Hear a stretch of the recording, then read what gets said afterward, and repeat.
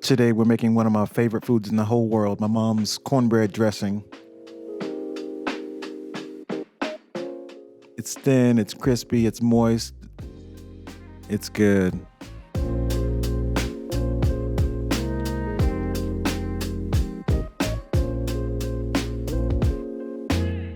First up is the stock.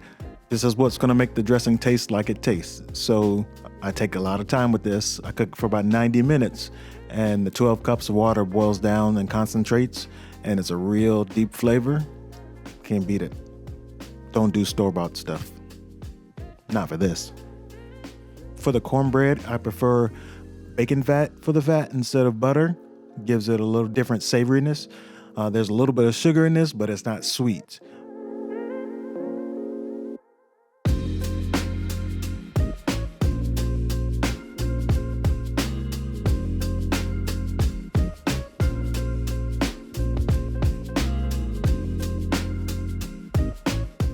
You could use any really cornbread recipe you want to here, just as long as it makes 6 cups crumbled.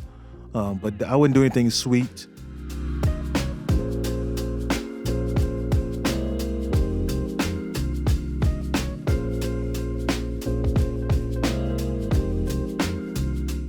When you go to pour your batter in the pan, you want to make sure the pan is smoking hot.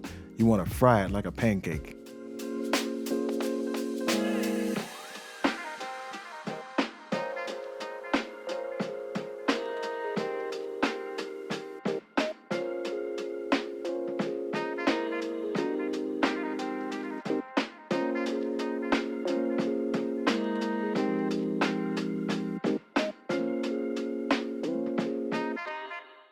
I do take my time and make sure all the skin and gristle and bone, all that stuff, does not make it into the dressing.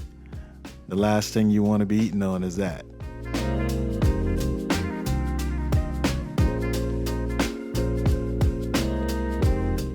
Now this next step my mom does not do.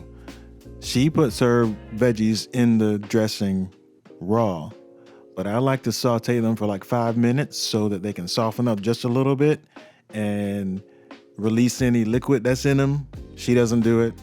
I like it.